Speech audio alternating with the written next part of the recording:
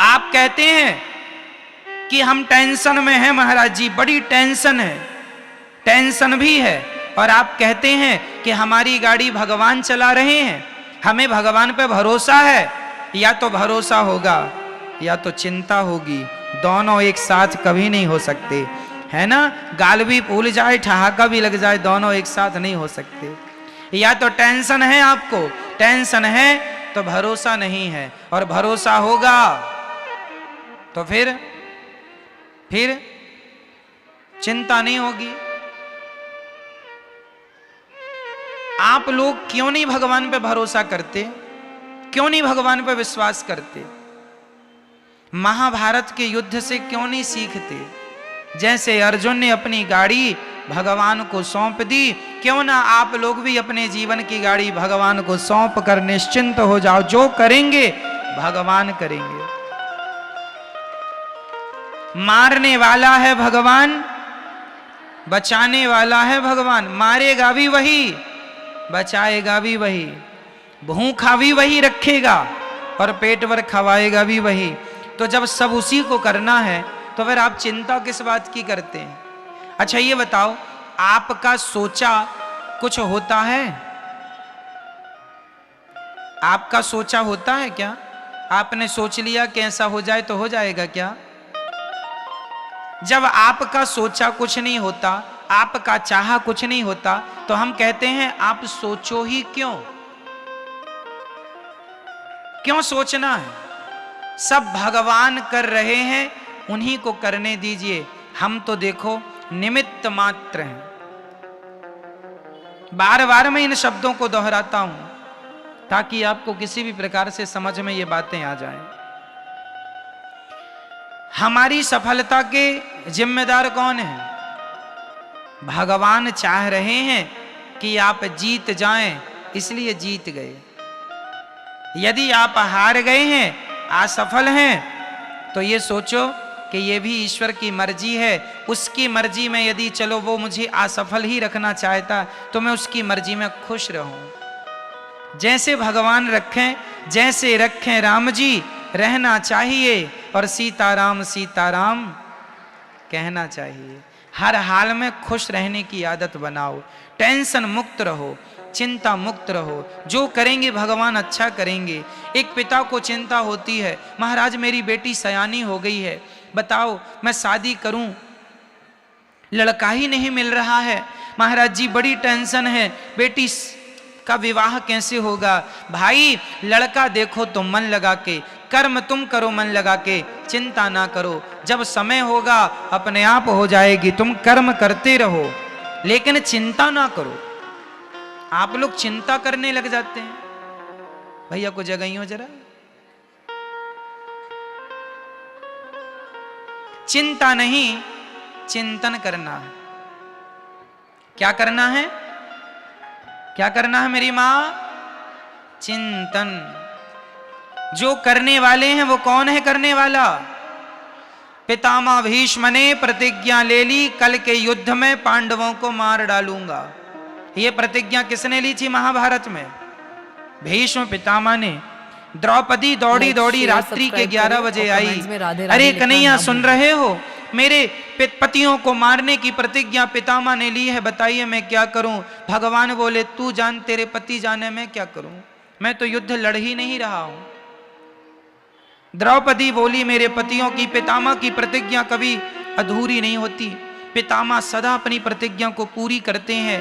हे दीन बंधु, हे दीनानाथ, हे नंद नंदन, हे श्याम सुंदर, मेरे पतियों की रक्षा कीजिए। भगवान बोले चलो अर्जुन से बात करते हैं। अर्जुन के पास गए तो अर्जुन बढ़िया खर्राटे दे के सो रहे थे, खर्राटे मार रहे थे, बढ़िया गहरी नींद में सो रहे थे अर्जुन। भगवान ने जगाया, अर्जुन जागो। अर्जुन ने कहा क्या हुआ, क्यों जगा रहे हो आधी रात को? भगवान ने कहा कल के युद्ध में पितामह ने प्रतिज्ञा ली है, कल तुम्हें मरना होगा, पांडवों को मारने की प्रतिज्ञा पितामह ने ली, कोई योजना बनाओ, रणनीति बनाओ, कल का युद्ध कैसे करोगे? तुम सो रहे हो। अर्जुन ने कहा कन्हैया सोने दो, आप भी सो जाओ मेरे पास, यहीं सो जाओ।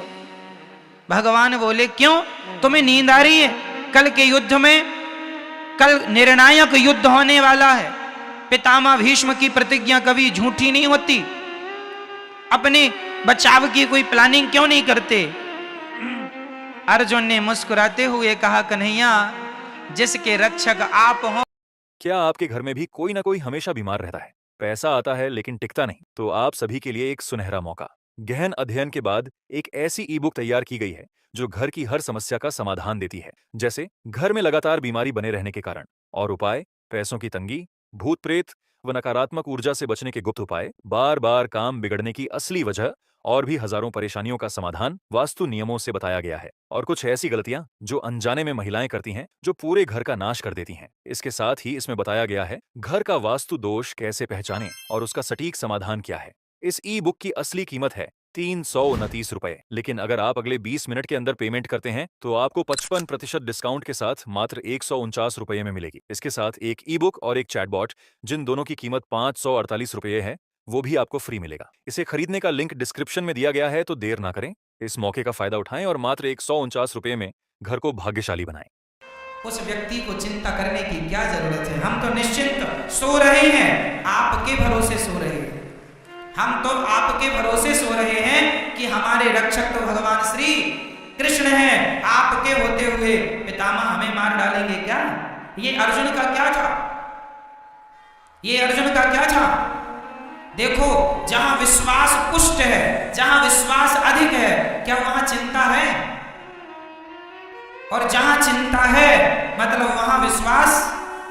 तो आप में से कितने लोगों को भगवान पर विश्वास है? यदि है तो फिर अब ये बताओ कि आप में से चिंता किस किस को है?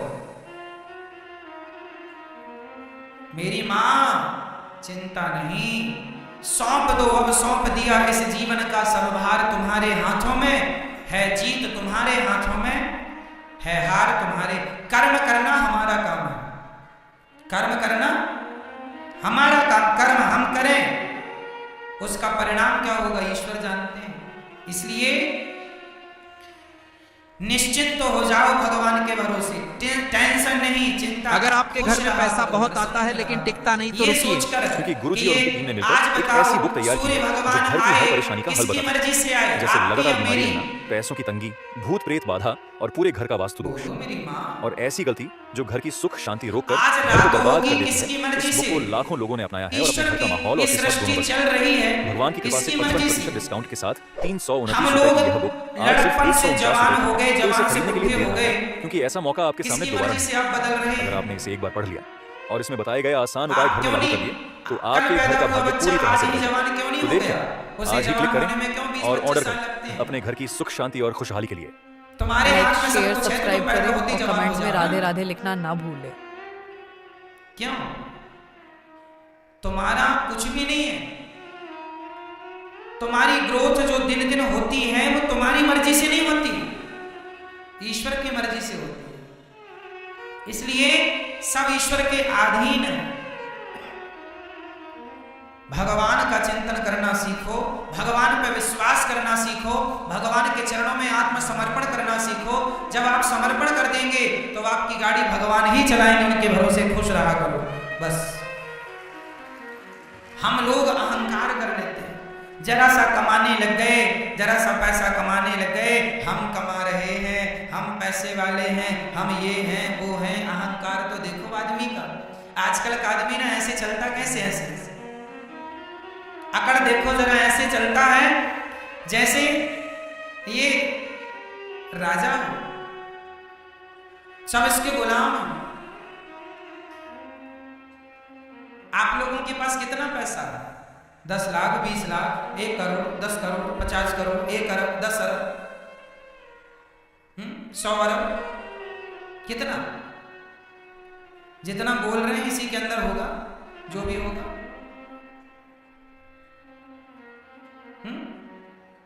मेरी मां, रावण कितना धनवान था, उसके धन की कोई सीमा नहीं थी। सोने की लंका थी, सोने चांदी हीरे मोती के खजाने भर रखे थे। इतना बड़ा आदमी था रावण, रावण भैया कहां गई तुम्हारी वो शान, कहां गई तुम्हारी वो अकड़, कहां गया तुम्हारा वो अहंकार। अहंकार रावण जैसों का ना टिका मेरी माँ, जिनकी लंका सोने की थी तो हमारा और आपका अहंकार टिक जाएगा मैया? बोलो मेरी माँ। इसलिए अहंकार ना हो। किस बात का अहंकार? आप लोगों को अहंकार है या नहीं? नहीं। मैं बताता हूं आपको अहंकार किस बात का है। ये बेटा मेरा है, मैं इसकी मां हूं, ये भी अहंकार ही है। मैं इसका पिता हूं, ये भी अहंकार ही है। ये घर मेरा है, ये भी अहंकार ही है। मैंने तुम्हें रोटी दी, ये भी अहंकार ही है। मैं ना होता तो तुम मर जाते, ये भी अहंकार ही है। इसलिए इन शब्दों का प्रयोग कभी नहीं करना चाहिए। जो बेटा आपका है, बेटी है, पति है, पत्नी है, घर है, गाड़ी है, पैसा है, ये मेरा है ऐसा ना कहा करो। ये सब कुछ भगवान का है। ईश्वर ने हमें केवल जिम्मेदारी दी है संभालने की, हम संभाल रहे हैं बस। हम मैनेजर हैं, मालिक नहीं। आप किसी बच्चे की मां नहीं हो।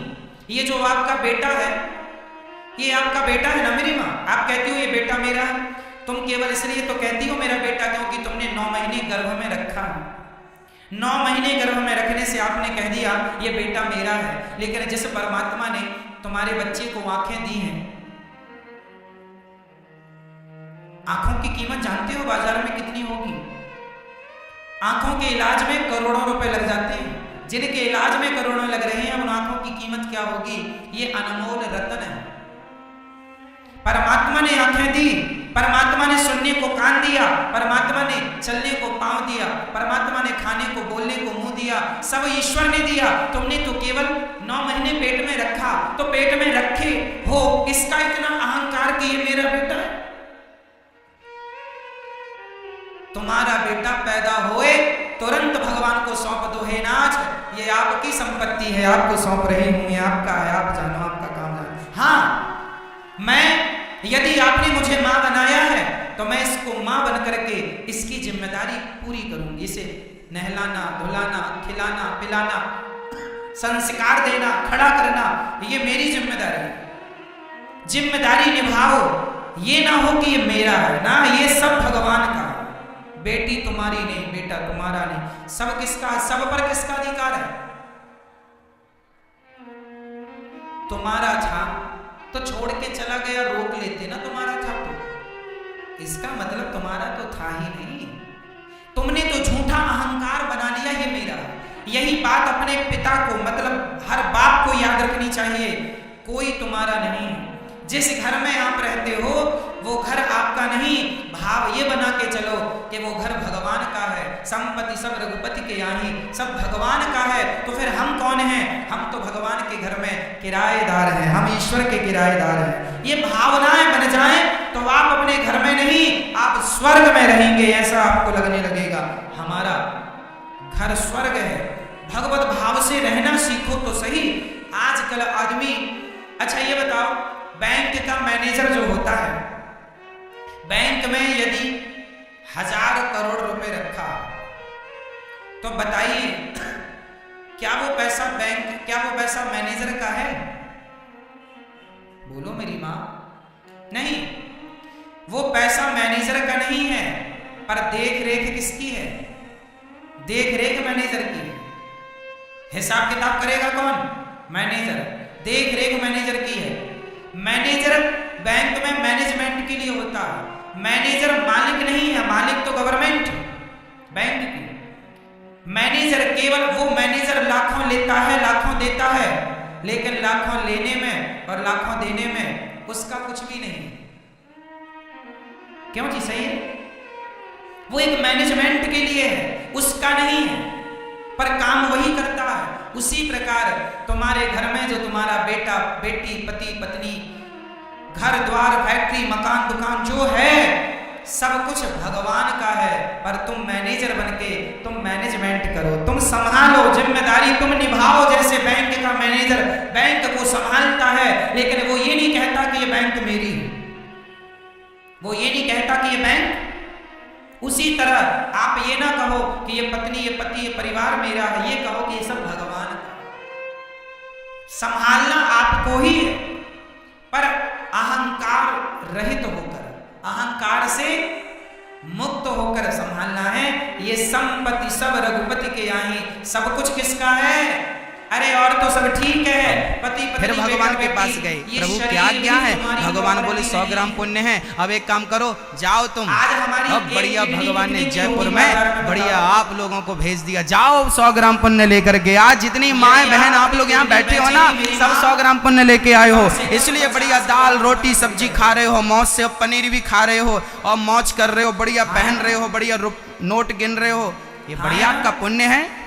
आपका पुण्य है तो आपको मानव कतन मिला, आपका पुण्य है तो आपको पहनने को अच्छे कपड़े मिल रहे हैं, आपका पुण्य है तो आपको खाने को बढ़िया रोटी मिल रही है। जयपुर में और लोग भी रहते हैं जिनको खाने की रोटी नसीब नहीं हो रही है, पहनने को कपड़े नसीब नहीं हो रहे हैं, रहने को मकान नसीब नहीं हो रहा।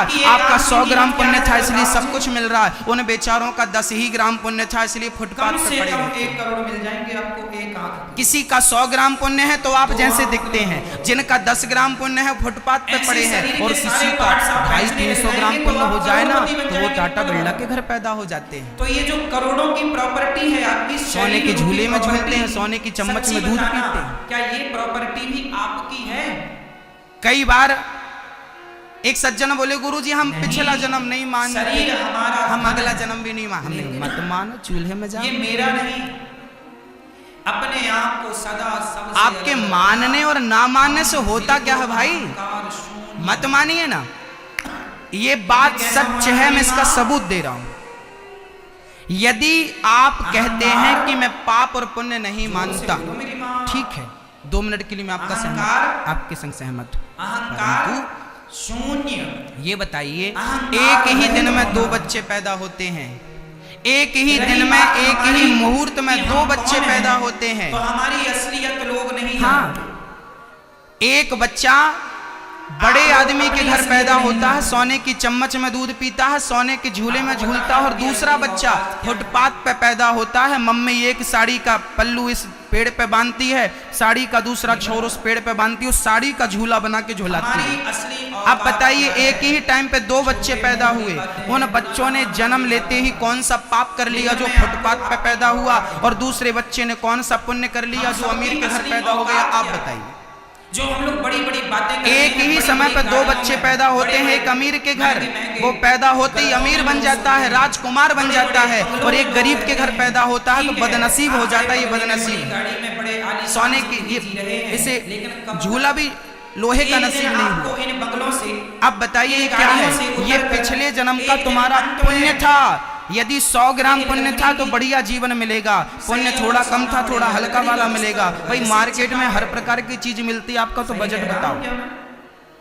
हम लोग, सब लोग, चाहे अमीर हो चाहे आपका बजट क्या हो? एक दिन हमारा अंतिम बिस्तर कौन है? 5,000 की भी टीवी मिलती है, 25,000 की भी टीवी मिलती है, 50,000 की भी मिलती है, लाख रुपए की मिलती है। आपका बजट बताओ। एक दिन हम चिता पर जाएंगे और बस मेरी माँ, आपको यहाँ इस जन्म में जो भी कुछ मिला है ये पिछले जन्म के पुण्य से मिला है, इसलिए कहता हूँ कि पुण्य करते रहिए। शास्त्र कहते हैं बाढ़ है, एक कहावत हमारे भारत में प्रसिद्ध है, बाढ़ है पूत पिता के धर्म। एक बार बोलिए, कहाँ गया तुम्हारा वो? बाढ़ है पूत पिता के धर्म। इसका अर्थ जानते हैं? मुझे जानता नहीं, मैं कौन हूं? जानता हूं कि बाढ़ है पूत, मतलब बेटा जो तरक्की करता है ना पिता के धर्म से करता है। यदि माँ बाप धर्मात्मा होते हैं तो उनके आशीर्वाद से, उनके धर्म के प्रभाव से बच्चे अपने आप तरक्की कर जाते हैं, अपने आप तरक्की करते हैं। तो आज आप जितने लोग तरक्की कर रहे हैं ये आपके माँ बाप का आशीर्वाद है। कर लो। और आज आप अच्छा कर्म करेंगे, पुण्य करेंगे तो आपके बच्चे तरक्की करेंगे। इसलिए आपका किया हुआ पुण्य, आपका किया हुआ पाप ही आपको भोगना पड़ेगा।